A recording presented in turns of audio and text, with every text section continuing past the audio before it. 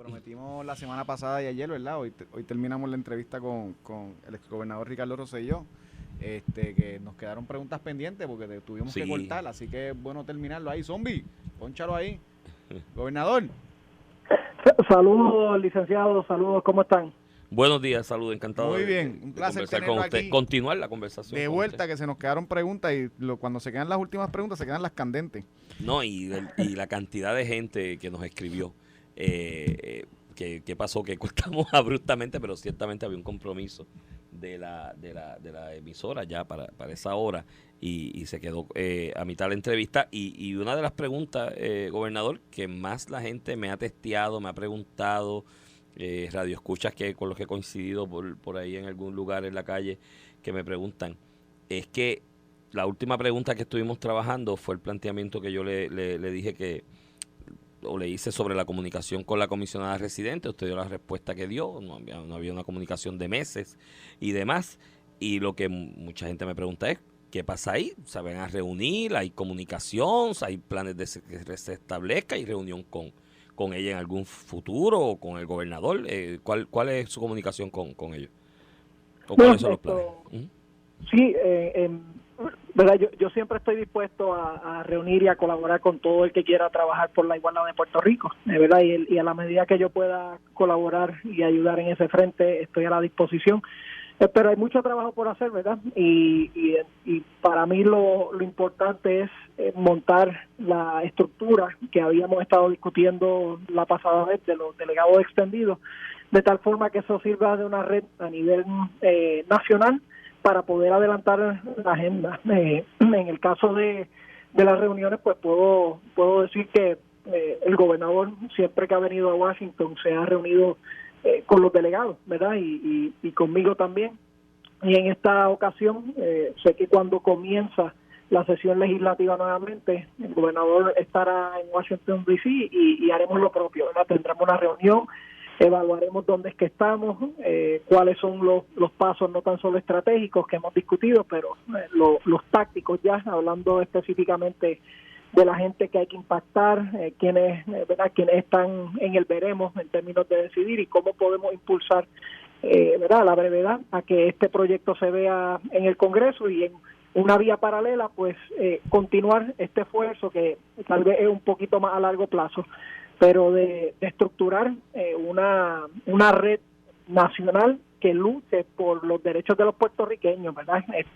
Esa se basa en los 5.3 millones de puertorriqueños que están en los Estados Unidos, más que en la misma isla, pero también para nuestra sorpresa y ¿verdad? Nuestro agrado, hay personas que no son puertorriqueños que se han unido al esfuerzo de la delegación extendida porque creen en la igualdad para los puertorriqueños. Así que siempre disponible. Ahora en el calendario lo que sí puedo decir que tengo una reunión con el gobernador para continuar con esto y de nuevo todos los compañeros y compañeros que quieran ayudar, siempre estaré disponible para ello. Ese apoyo de grupos que no sean necesariamente los puertorriqueños es importante. Todas las luchas que se han establecido en Estados Unidos y en el mundo por derechos civiles han necesitado de otros grupos, aparte del grupo que las reclama.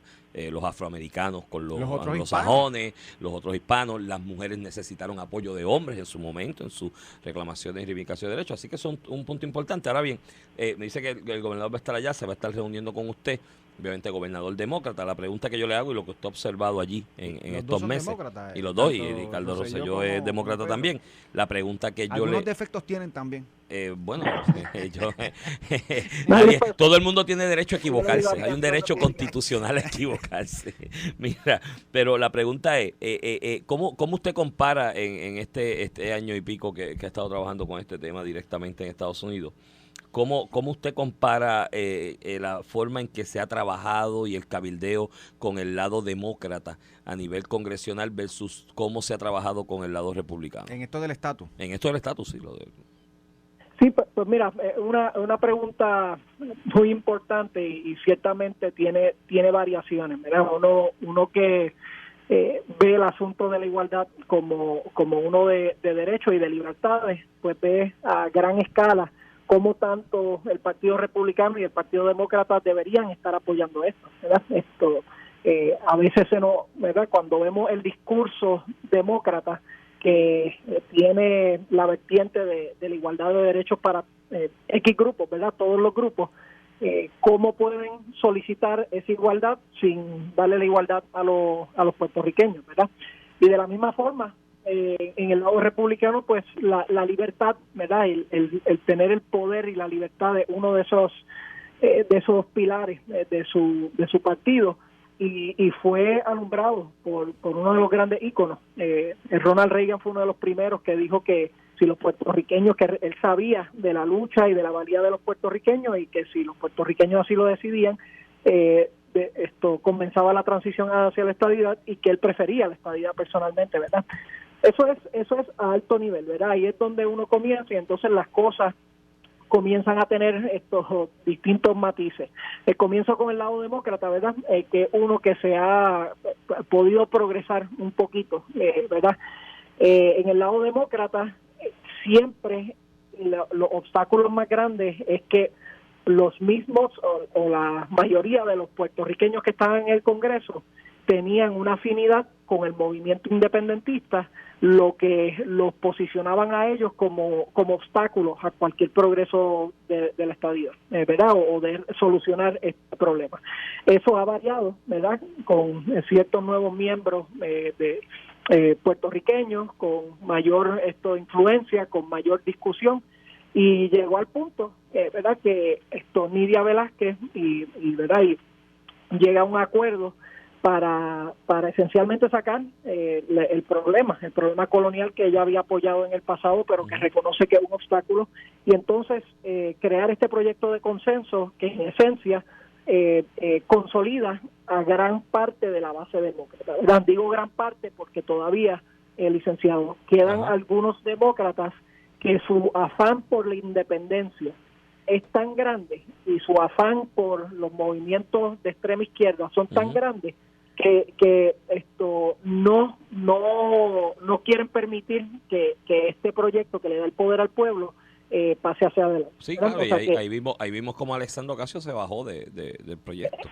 Ese es el mejor ejemplo, licenciado. Mire, cuando Alexandre Ocasio-Cortez ganó su primera elección, los tweets están allá afuera, donde ella habla esencialmente de que los puertorriqueños necesitan igualdad, que no puede creer que seguimos siendo colonia, que tenemos que tener la igualdad de los estados, etcétera, ¿verdad?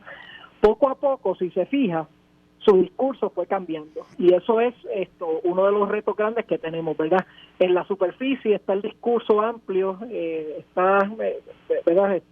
La lucha por la igualdad, etcétera, pero detrás de ello hay ciertos sectores que están empujando para tratar de organizarse y obstaculizar la estadidad, y para mí, ¿verdad?, es burdo lo que ha ocurrido en términos de la opinión de Ocasio-Cortez, porque ella, aún participando de este proceso para lograr un proyecto de consenso, pues todavía se echa para atrás. Sí. Y se echa para atrás de manera incómoda, si la escuchan, porque el discurso de ella tradicional va totalmente en contra de lo que ella está plasmando para los puertorriqueños. Y yo creo en ese aspecto que también ella hizo esto porque responde a unos grupos que aquí apoyan al movimiento Victoria Ciudadana, sindicalistas y grupos de extrema izquierda que apoyan al movimiento Victoria Ciudadana aquí en Puerto Rico, y ciertamente tocar el tema del estatus para ese partido político es un dolor de cabeza, porque como no tienen definición, no saben dónde pararse si esto se discute. O la tienen, pero no es parte de su discurso político. No lo quieren reflejar públicamente, exacto, y no quieren que se toque ese tema. Gobernador, y esta idea del summit, que estoy ahí convenciendo a Ramón para que me pague el pasaje. Del summit aquí Alex nos denegó. No, pero tú me lo pagas, tú tienes chavo, tú me pagas el pasaje. A mí me encanta DC. Gobernador, del 15 al 17 es el summit, ¿verdad?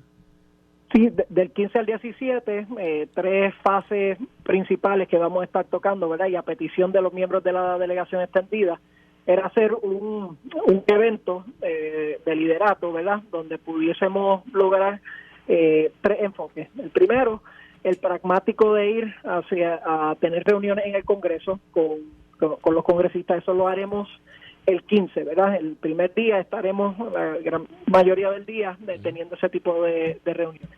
El segundo, los miembros de la delegación extendida habían solicitado ciertos talleres o workshops, ¿verdad? Y nos encantaría que con el conocimiento de ustedes pudiesen participar, por supuesto, en ello, en dos direcciones muy específicas.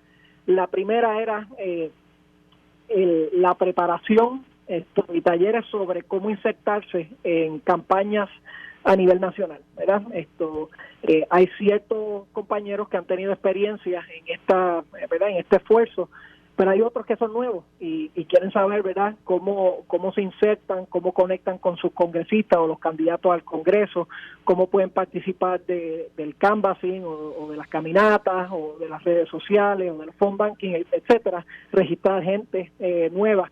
Así que ese tipo de taller lo vamos a estar dando. Y en segundo lugar, otros querían que pudiésemos discutir el asunto de la estadidad con vínculo hacia otras causas, ¿verdad?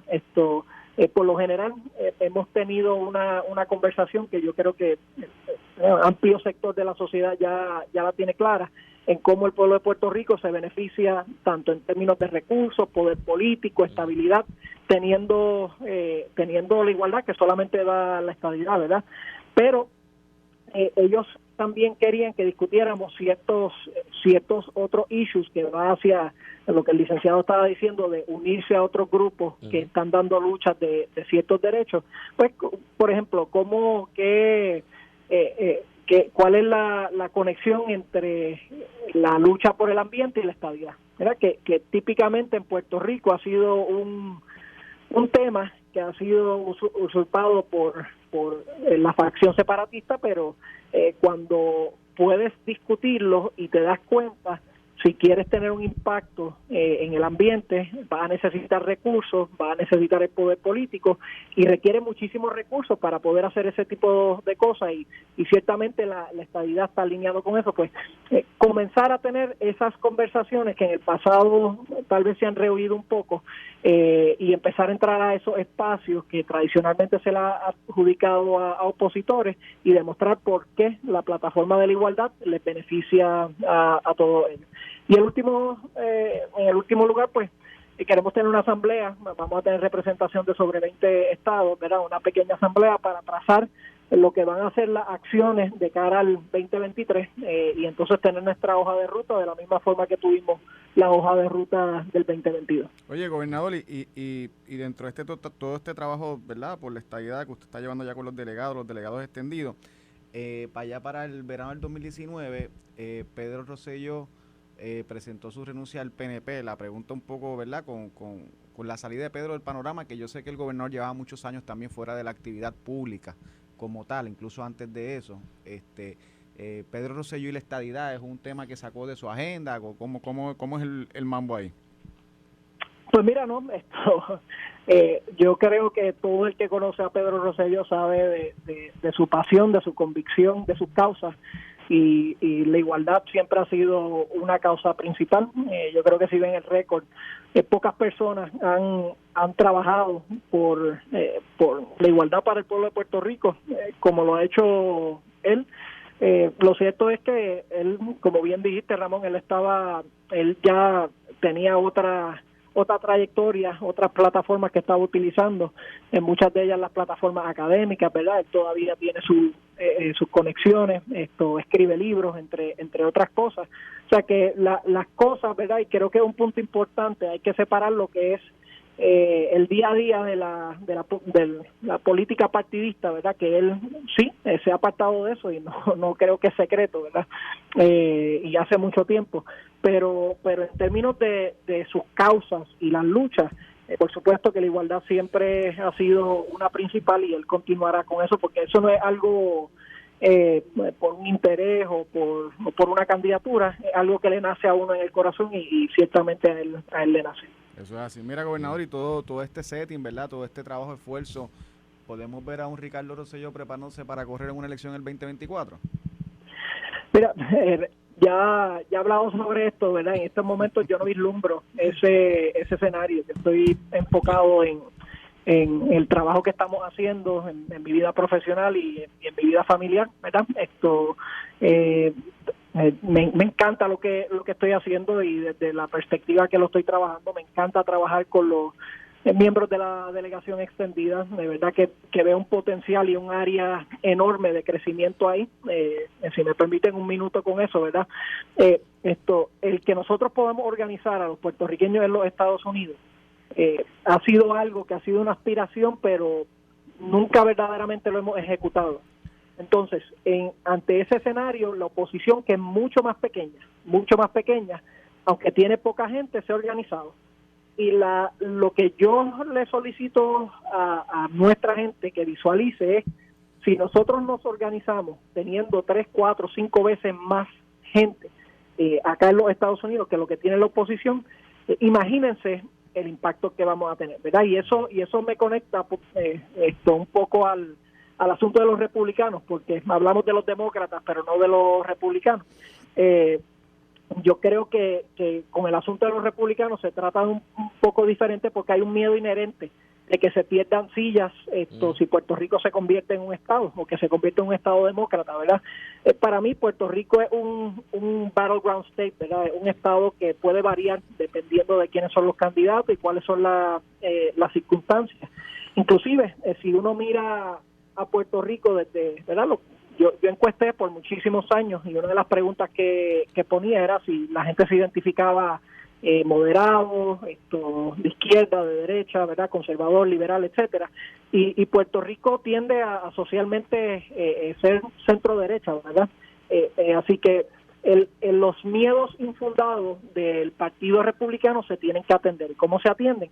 Pues se tienen que atender desde el liderato, ¿verdad? Hay que tener conversaciones con los principales líderes del Partido Republicano y demostrarles con evidencia que esas premisas son falsas.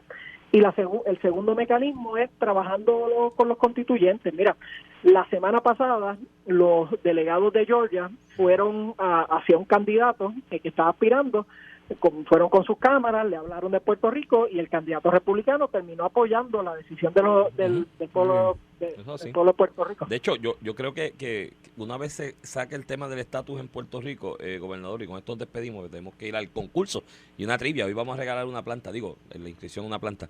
Pero yo creo que en este tema de republicanos y demócratas, y este es mi parecer, ¿no? Puedo estar equivocado, una vez se saque el tema del estatus del medio y la gente comienza a entender cómo se maneja la política en Estados Unidos, esto va a terminar siendo un estado republicano. Así que, pero bueno, ahí establecemos y estipulamos la diferencia. Gracias por haber estado con nosotros. Gracias, gobernador. Gracias por haber estado aquí dando un ratito de su tiempo. Y gracias por su tiempo.